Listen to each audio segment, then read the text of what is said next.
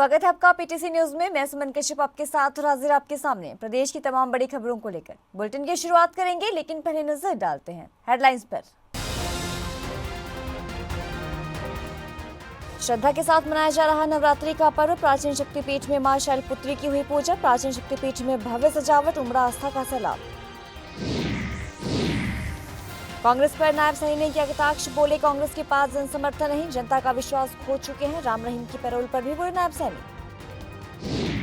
सांसद राम सिंह विदूढ़ी कर गए राव नरबीर सिंह की जीत का दावा, बोले भाजपा ने ही दिया गुर्जर समाज को मान सम्मान। राव नरबीर सिंह ने जिताया गुर्जर समाज के नेताओं का भार। निर्दलीय प्रत्याशी देवेंद्र कादियान को मिल रहा जनता का भारी जन समर्थन। चुनाव क्षेत्र का रथ लगातार आगे बढ़ता जा रहा। निर्दलीय प्रत्याशी देवेंद्र कादियान का लोगों ने किया भव्य स्वागत।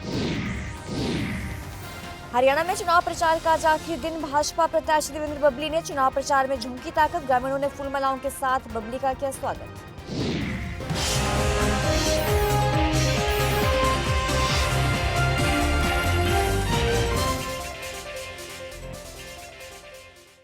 और अब खबरें विस्तार से। नवरात्र महोत्सव की आज से शुरुआत हो चुकी है और आज पहले दिन प्राचीन शक्तिपीठ में मां शैलपुत्री की पूजा हुई। नवरात्रि महोत्सव श्रद्धा और उल्लास के साथ मनाया जा रहा है। कुरुक्षेत्र के शक्तिपीठ श्रीदेवी को भद्रकाली मंदिर में पहले नवरात्रि में आस्था का सैलाब दिखा। पहले दिन बड़ी संख्या में श्रद्धालु भद्रकाली माता के दर्शन करने पहुंचे। प्राचीन शक्तिपीठ की भव्य सजावट की गई है। आज मां शैलपुत्री का दिन है आज, और ये जो है ना पूजा की जाती है मां शैलपुत्री की। अभी सारा श्रृंगार करेंगे शैलपुत्री का। और आज का दिन जो पहला दिन नवरात्रि है, माता रानी को सब कुछ पसंद है। यहाँ से जो भी यात्री आ रहे हैं, आज भक्त आ रहे हैं, सबको बहुत अच्छा लगता है। यहाँ कौन सा मंदिर है ये शक्तिपीठ मंदिर है, जय मां भद्रकाली। सुबह श्रद्धालु आए दर्शन करने। सुबह श्रद्धालु आए, रात तक चलते हैं 10, 11, 12 बजे तक। बहुत भीड़ होती है। 9 दिन लगातार पूरे हुई। शनिवार का दिन मेन होता है हमारा यहाँ।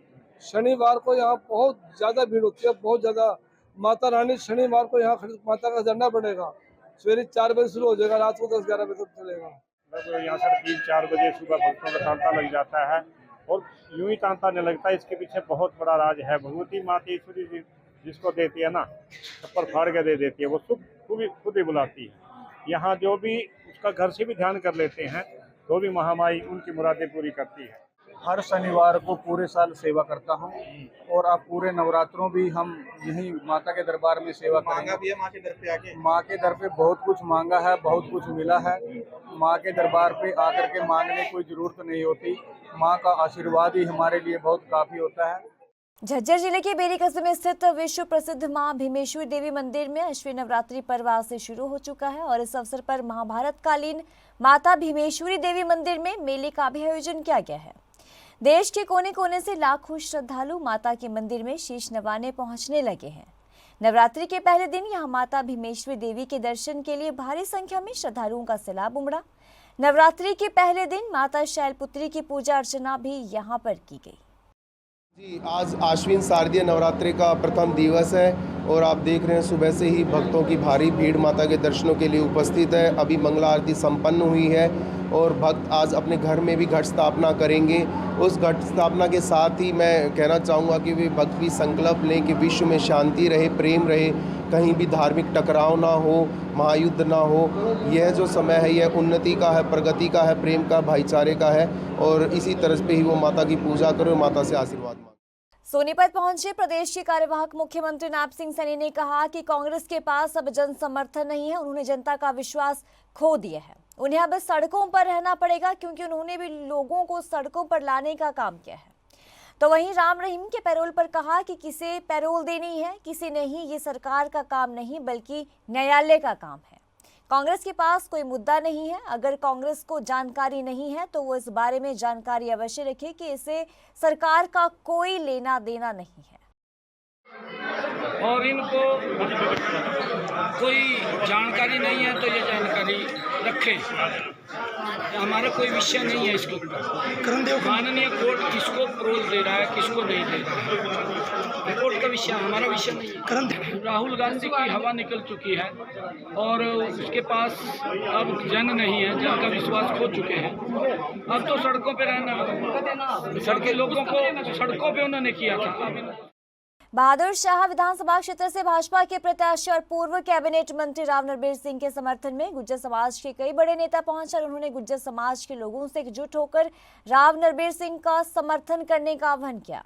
तो सांसद राम सिंह बिधूड़ी ने ये कहा कि अपने 54 साल के राजनीतिक जीवन में उन्होंने राव नरबीर सिंह जैसे सशक्त नेतृत्व क्षमता और राजनेता बहुत ही कम देखे हैं। राव नरबीर सिंह जुबान के धनी हैं, तभी वो विकास के कई बड़े रिकॉर्ड बना चुके हैं। भाजपा के उम्मीदवार राव नरबीर सिंह जी के क्षेत्र में मेरा सैकड़ों लोगों से मिलना हुआ है और 36 जाति के लोगों से मिलना हुआ है। सभी की जबान पर एक ही बात है कि राव नरबीर सिंह जी जब विधायक थे, हरियाणा सरकार में मंत्री थे, क्षेत्र में विकास कार्यों की झड़ी लग गई, बड़ी संख्या में युवाओं को रोजगार मिला और जब वो इस क्षेत्र की नुमाइंदगी करने में असमर्थ हो गए किन्हीं कारणों से, तो लोगों का ये मानना है कि क्षेत्र अनाथ हो गया।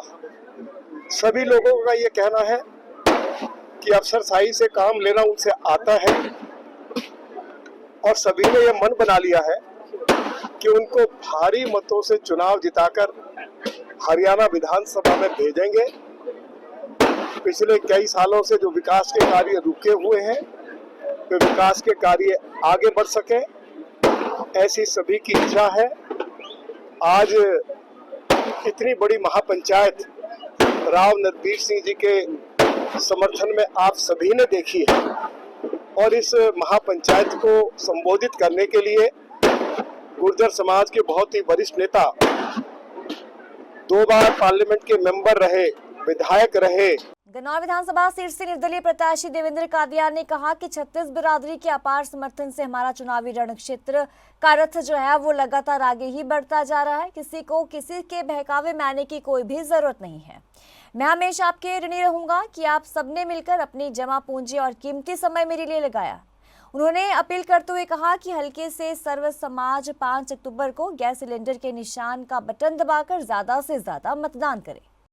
अभी हम गुम्मड़ गांव में हैं और आज हमारा ऐसी चौपाल में प्रोग्राम था। हमारे जो रविदास समाज का कार्यक्रम था, वाल्मीकि समाज का हमारा ज्वाइंट कार्यक्रम था। बढ़ चढ़कर एक रैली के रूप में ये कार्यक्रम हुआ। मुझे लगा कि नुक्कड़ सभा है, लेकिन इतनी भीड़ यहाँ पर जमा हुई और हमारे सभी दलित परिवार के भाइयों ने मेरा सहयोग किया है और इस चुनाव में मेरी मदद करने का ऐलान किया है। मैं समझता हूं जो दोनों प्रत्याशी यहाँ गन्नौर में बीजेपी और कांग्रेस के हैं, इन्होंने हमेशा दलित का शोषण किया है। ये लोग छुआछात की बीमारी से घिरे हुए हैं। आज तक किसी भी गरीब आदमी का भला नहीं किया, एक भी कोई नौकरी, किसी परिवार का कोई भी किसी तरीके की मदद नहीं पहुंचाई है। और पहली बार ऐसा हमारे गन्नौर वासियों को मौका मिला है 36 बिरादरी के लोगों का, जो इनको एक साथ दोनों की जमानत जब्त कराने का काम कर रहे हैं। देखिए, कांग्रेस पार्टी के कैंडिडेट ने इस देश के सारे बड़े नेता बुलाए हैं, फिल्म स्टार बुलाए हैं, पूर्व मुख्यमंत्री 2-2 बार, उसके बेटे 2-2 बार, और अब राहुल गांधी, प्रियंका गांधी। मुझे ऐसा महसूस होने लग गया है कि अब इसके बाद अमेरिका का राष्ट्रपति आएगा और वो भी इसकी जमानत बचा नहीं पाएगा। देखिए, ये इस हल्के की, गन्नौर की सबसे नीचे लेवल की राजनीति है। हरियाणा में चुनाव प्रचार का आज आखिरी दिन है और प्रत्याशियों के ग्रामीण क्षेत्र में दौरे जो हैं वो लगातार जारी हैं। इसी कड़ी में भाजपा प्रत्याशी देवेंद्र बबली ने गांव सनियाना पहुंचकर अपने लिए वोटों की अपील की। ऐसे लगता था कि जैसे पूरा गांव ही बबली के स्वागत के लिए उमड़ पड़ा। ग्रामीणों ने फूलमालाओं के साथ देवेंद्र बबली का स्वागत किया और इस अवसर पर भाजपा प्रत्याशी देवेंद्र बबली ने ये कहा कि 1-2 दिन चुनाव प्रचार के रह गए हैं और कांग्रेस के बड़े नेताओं को हरियाणा की अब याद आई हुई है। ये अब किस चीज़ की यात्रा निकालेंगे? चुनाव के तो 2 दिन बच गए हैं, लेकिन मैं आपको बता देना चाहता हूँ, जो कांग्रेस की जो ये लोगों को बरगलाने वाली राजनीति खत्म हो चुकी है। अब उनकी बात को ना तो कोई सीरियसली लेता, क्योंकि 2-3 राज्यों में जो उन्होंने लोगों को बरगला के वोट लेने का काम किया है, उन राज्यों के हालात देख लीजिए कांग्रेस पार्टी ने क्या करने का काम किया। आज सैलरी देने के लिए, एम्प्लॉय के लिए पैसे नहीं उनमें। ये सिर्फ और सिर्फ जो मैन्युफेस्टो बनाते हैं, पब्लिक को गुमराह करके वोट लेके सत्ता हासिल करना चाहते हैं। आज हरियाणा प्रदेश में भारतीय जनता पार्टी की सरकार हमारे हरियाणा प्रदेश के लोगों के आशीर्वाद से बनेगी। केंद्र की सरकार माननीय नरेंद्र मोदी जी के नेतृत्व में मजबूत तीसरी बार बनी है। देश आगे बढ़ा है और भारतीय जनता पार्टी की सरकार बढ़ने के बाद प्रदेश पहले भी आगे बढ़ रहा है, उस गति को हम और तेज करेंगे।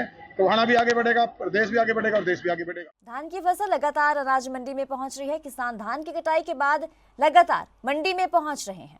अभी तक अंबाला शहर के अनाज मंडी के सचिव की अगर माने तो मंडी में 57,000 क्विंटल धान मंडी में पहुंच चुका है। और सचिव की माने तो मंडी में गेट पास के द्वारा ही किसान अपनी फसल अंदर ला सकते हैं। और इस बार लगातार बरसात भी होती रही, लेकिन उसके बावजूद भी धान पककर तैयार हो गई और किसानों ने समय से पहले ही कटाई जो है वो शुरू कर दी थी। सुनिए क्या कुछ कहा मंडी सचिव ने। धान में अब तक 57,000 क्विंटल के लगभग मंडी में आ चुकी है आज पर गेट रेट, और उसमें से 26,312 लगभग 50% ने खरीद लिया है। और उसमें से 5,000 क्विंटल की लिफ्टिंग भी हो चुकी है, लेकिन लिफ्टिंग आज थोड़ी तेज की है इन्होंने, सामने मीटिंग दी है, ट्रांसपोर्टर को बुलाया और लिफ्टिंग थोड़ी तेज कर देंगे, यानी कि 50% परचेज हो चुकी है। आवक का 57,000 क्विंटल की 26,000 क्विंटल परचेज हो चुकी है। पिछले साल अब तक 1,46,000 क्विंटल की टोटल अराइवल, इस साल अभी तक 57,000 क्विंटल आई है।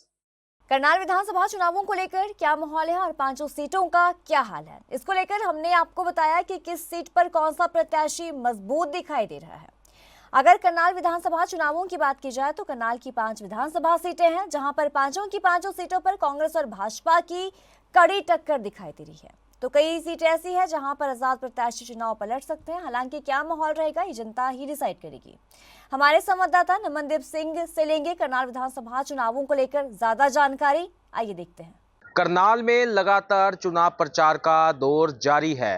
बड़े बड़े नेता यहां आकर चुनाव प्रचार करने में जुटे हुए हैं, लेकिन विधायक कौन बनेगा ये तो जनता तय करेगी। करनाल की 5 विधानसभा सीटें हैं जहां पर केंद्रीय मंत्री से लेकर वरिष्ठ नेताओं तक की बड़ी बड़ी रैलियां अब तक करनाल में हो चुकी है।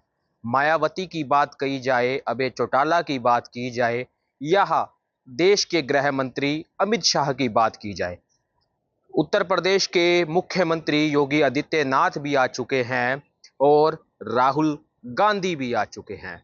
साथ के साथ बीजेपी और कांग्रेस दोनों ही चुनाव प्रचार में पूरी ताकत झोंके हुए हैं और करनाल की जो 5 सीटें हैं उन सीटों को जीतने का दम भर रही है। लेकिन करनाल की सीटों का माहौल क्या है? अगर करनाल सीट की बात करें तो करनाल सीट पर जगमोहन आनंद बीजेपी के प्रत्याशी और कांग्रेस की प्रत्याशी सुमिता सिंह के बीच में एक बड़ी टक्कर है। ये टक्कर इसलिए क्योंकि दोनों ही करनाल के ही मौजूदा निवासी हैं और इस बार मौजूदा हालातों को लेकर करनाल की बात को रखते हुए ये चुनाव लड़ा जा रहा है। जनता की बात करें तो जो अभी तक माहौल है वो बराबर टक्कर में है और मजबूत टक्कर इस चुनाव में देखने को मिल रही है। कौन जीतेगा ये देखने वाली बात है, लेकिन जो मार्जिन रहेगा वो कम सीटों का, कम वोटों का रहेगा। ऐसा इसलिए क्योंकि एक तरफ जहाँ जगमोहन आनंद है वो 10 साल सरकार के कार्यों द्वारा और सीएम सिटी जो रही करनाल उसको लेकर वोट मांग रहे हैं, तो वही सुमिता सिंह कह रही है कि करनाल में कुछ नहीं हुआ, कोई विकास नहीं हुआ, जिसको लेकर अब करनाल को जो अपना विधायक बदलना पड़ेगा, बदलना चाहिए और इसके लिए इन दोनों की टक्कर चल रही है। असंध सीट की अगर बात करें तो असंध में माहौल कुछ ऐसा है। शमशेर सिंह गोगी हैं, कांग्रेस से मौजूदा विधायक रहे हैं उस सीट से, और इस बारी जो चर्चाएं हैं लगता है कि गोगी इस बार जीत जाएंगे। ऐसा इसलिए कह रहे हैं, जो फैक्टर्स हैं क्योंकि बीजेपी ने जो है वहां से योगेंद्र राणा को टिकट दी है, इनेलो ने बीएसपी का जो कैंडिडेट है वो गोपाल राणा है और साथ ही साथ एक आज़ाद प्रत्याशी हैं वो है जिलेराम शर्मा। बीजेपी के वोट जो हैं वो दो तरफ बट रहे हैं। इस बीच बीजेपी की हालत असंध सीट पर कमजोर अभी तक दिखती हुई नजर आ रही है। हालांकि चुनाव कब किसका पलट जाए ये देखने वाली बात है, लेकिन असंध सीट पर भी एक बड़ी टक्कर है। हालांकि लोग जो दावा कर रहे हैं, जो जनता है वो मौजूदा कह रही है कि गोगी जो विधायक रहे हैं भले ही वो काम कुछ ना करवा पाए, लेकिन उन्होंने हमारी बात हमेशा उठाई है। तो ये थी अब तक की खास खबरों की ज्यादा अपडेट के लिए आप बने रहिए पीटीसी न्यूज के साथ।